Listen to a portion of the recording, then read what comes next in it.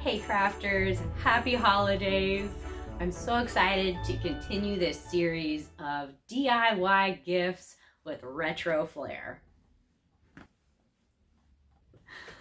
Of course, the holidays are prime time for us crafters. So many excuses to make things, so little time sometimes. So in honor of that thought, I'm going to be tackling a project today that looks mostly straightforward. I think there are going to be a few little things that are difficult, but this is also something that is super customizable, doesn't take a lot of materials, and could be the cutest gift ever with lots of retro flair. We're going to be making aprons from a vintage pattern. I found a vintage reproduction pattern. This one is coming to us from the 1940s, and I'm zeroing in on the pattern design that looks the most simple. I think there are going to be a few things that are going to take some time. I'll show you those parts, but this design is simple. It is so cute. I already have some fabric lined up, and I'm really excited to tackle this one. I even have several people on my gift list that I think might need one of these. Let's dive in. Let's get crafting. Okay guys, here's the pattern we're using and the fabric. Oh my gosh, both are so cute. Okay, I love the little strawberries and the cherries, and this just makes me so happy. Oh my gosh. And then I was so excited to find this pattern. You guys might recognize it from my cottagecore pinafore project. I had searched all over for a basic pinafore pattern, and I finally discovered this one. I actually used this pattern right here for the 1940s apron, and I modified it a bit. I did away with the pointed yoke and a few other things to make a pinafore, and man, it turned out great. It was a bit of a time-consuming project, but I did love how it turned out. Like, all of the raw edges are hidden in the bodice. Everything is finished really nicely. And if you extend the length, it looks very cottagecore-y. If you make it shorter, it looks, very, vintage kitchen. Super cute. So that was a fun project. But for today's project, I think we're going basic. We're going to be using this guy. I'm really excited to try this apron because I've seen vintage aprons similar to this design before, and it's a pretty simple shape. You finish the edges with bias tape, and I'm hoping it will be a pretty straightforward project, hopefully not too time consuming. So let's take a look at our pattern directions here. Oh yeah, you can see that's the apron we're looking at. Most of it is one piece, and then a few extras added in to make the back of the neck and the pockets and the ties. Okay, what do we gotta do here? All right, they're giving us some tips for putting on double fold bias tape up here. That's kind of cool. And then, all right, we gotta start with the pocket. They're suggesting edging it with bias tape. That is super cute. I'm not entirely sure if I'm going to do that. Depending on how strapped for time I am, I could omit the pocket, but it is really cute. We'll see. We'll see. And then, yeah, it's kind of sewing the next couple pieces together. We got to add the back of the neck yoke and then make the ties and sew those on. And then, yeah, I mean, here's kind of the party piece. They suggest just finishing the edges with double fold bias tape.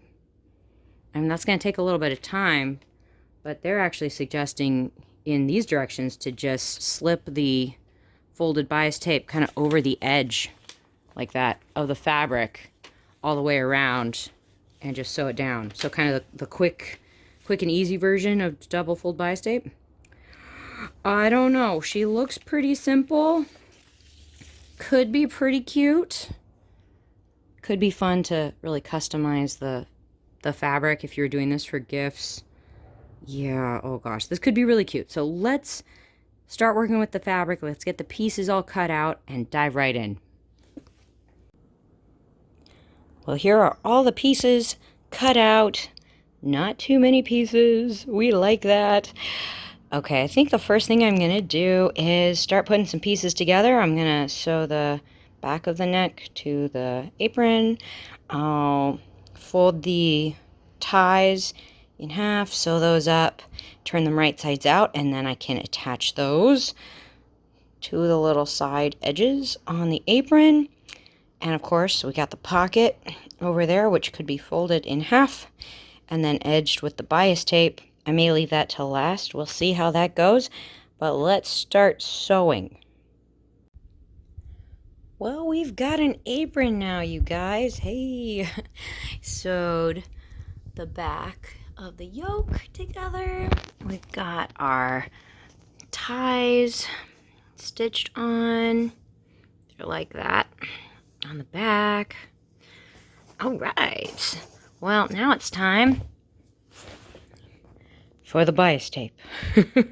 I do have 2 packs of this, and they are giving us some tips here in the directions. I mean, they're suggesting that you just slip the double fold bias tape over the edge of the fabric. Let's see. Where's my edge? Oh, there it is. Okay. So it's like a little, I don't know, a little V. And theoretically, you could just put the V over the edge of the fabric. This is very hard to do with one hand. Sorry. Yeah. I mean, theoretically, just in case the raw edge all the way around like that. Well, they're giving us some tips about ironing to kind of shape the bias tape around a curve, and also some tips for dealing with the corner. I do have a lot of curves, so I will probably have to do this. This is a little different than how I've put double fold bias tape on before. When I've done it before, you pin it on, stitch in the ditch, and then fold it over to go all the way around the other side and stitch again. But this is kind of the quick method, so I'm gonna try it. We'll see. I think the only point I really have is at the base of the apron, but a lot of curves, so I may be doing a lot of ironing, and I'm gonna definitely use my bias tape little clips. You'll see those in a second. Wish me luck. Here I go. Okay guys, I've kind of jerry-rigged a workstation here. I've got my ironing board and my iron down here on the floor with my cutting table. I, used an extension cord for this. And I'm doing this, oh, there we go. I'm doing this because I'm finding there are a lot of curves on this apron, and I think I'm gonna have to be kind of pinning and ironing in close succession throughout this project. So hopefully this will help a little bit. I've also got my squirt bottle, so I can get this damp really easily if I really need to. Could use that on the iron too. And yes, I do have this upside down.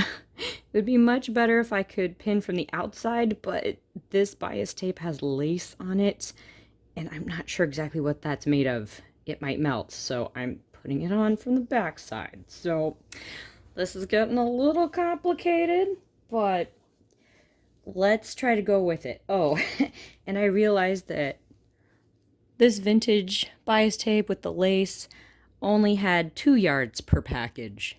And I think a standard package has about 3. So I'm probably going to have to substitute some of this in, hopefully on the neckline and maybe the pocket. If I do that, hopefully I'll have enough of this to go around. We'll see. Let's go to time lapse and see how it goes.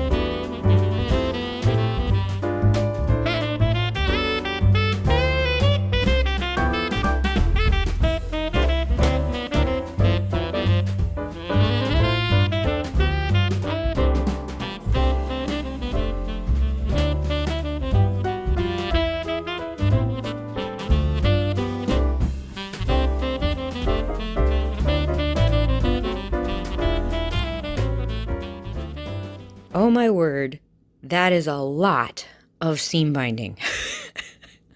Oh my gosh, you guys. Yeah, that took a while. Let's just say that took a while.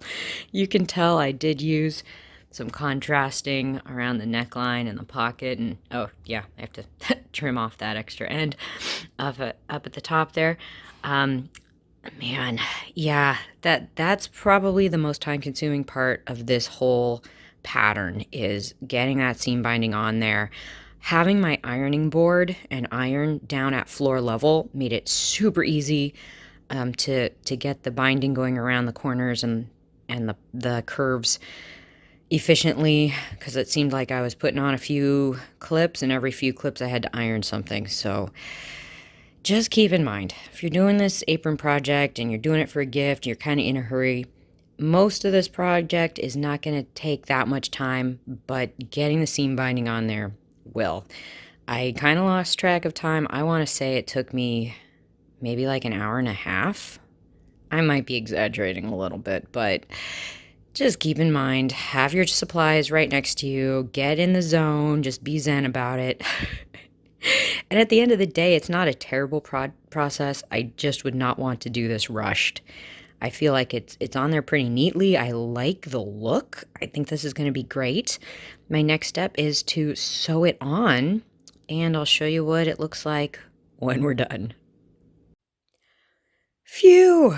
You guys, that was a lot of seam binding, sewing, and yes, it took a while. I definitely had to get in the zone and just take my time and go for it. But I am really enjoying the results.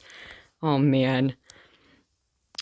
The seam binding with the lace was definitely a bit of a pain to work with. I mean, just a little bit because there's, just another layer that can pucker and get in the way, but it's really cute. I am really glad I decided to use the pocket after all, and I got the binding on there and stitched that on as well. I'm not mad about having to use two kinds of binding because I think that's really cute around the neckline. It's also a little less itchy than the lace binding. Okay, now that it's done, I'm not gonna lie, I'm keeping this one. I love this so much. I love the colors. I love the print. Sorry to everyone I owe a gift to. I have to keep this one. I definitely plan to make more of these. This is not the quickest project in the world. I mean, this definitely took time. Sewing stuff together, cutting out the pieces, that was quick. But, getting this binding on, especially with all the curves and corners, definitely took time. So I'm planning on making more for sure, but I'm just going to have to, keep in mind that it's not an instant project. I'm going to have to kind of get in the zone, give myself a little time to do it. And I think it's worth it in the end because this is really cute. It's also not a particularly expensive project, not a lot of fabric involved. It's 2 packets of seam binding, and that's about it. So I'm a fan, you guys. I'm going to go put on a retro dress so I can show this apron off to you guys. And while I do, it's a great time for you guys to give this video a thumbs up if you found it amusing. And consider subscribing for more fun stuff from Partners in Craft. Thank you guys, as always, for sharing the love. All right, I'll show you guys what this looks like when I'm all ready.